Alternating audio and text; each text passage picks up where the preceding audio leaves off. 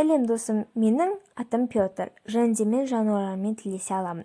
Бұл былай басталған. Менің жасым 14-те, Мәскеудегі бір ауылда тұратын едім. Маған ауыл ұнайды.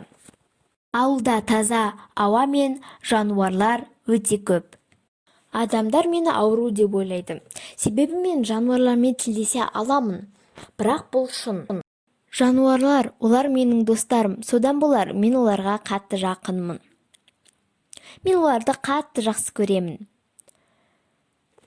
Біздің ауылда ит, мысық, сиыр деген жануарлар болатын. Осы жылы бір оқиға болды. Мен арықта серуендеп жүргенде, мен сыныптастарым мектептің ең жақсы балалары кездестірдім. Білмеймін неге, олар маған тиісе береді. Мені батан деп мазақтайтын. Мен бір балаға ашуланып, айғайлап жібердім. Содан кейін олар соғыса бастады. Төбелесті, мен де оларға қосылдым, себебі өзімді қорғауда керек едім. Мен жанымда тұрған тастарға құлап талып қалыппын. Есімді жисам, жанымда жануарлар тұр. Және орман. Сол кезде мен олардан қорыққан жоқпын.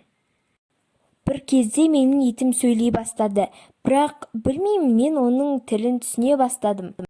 Менің итім басқалармен мені не істейміз деп сұрап сөйлесе бастады. Содан кейінгі әңгімелері маған тиіскен бұзақылар болатын.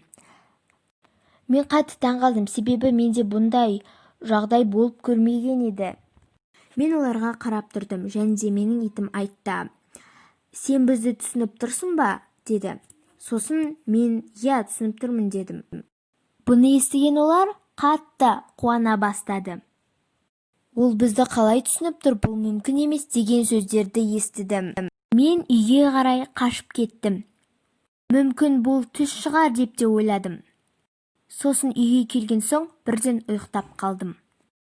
Мен ояндым, аулаға қарасам, тауықтар жүр. Олар жерді шоқып бастады.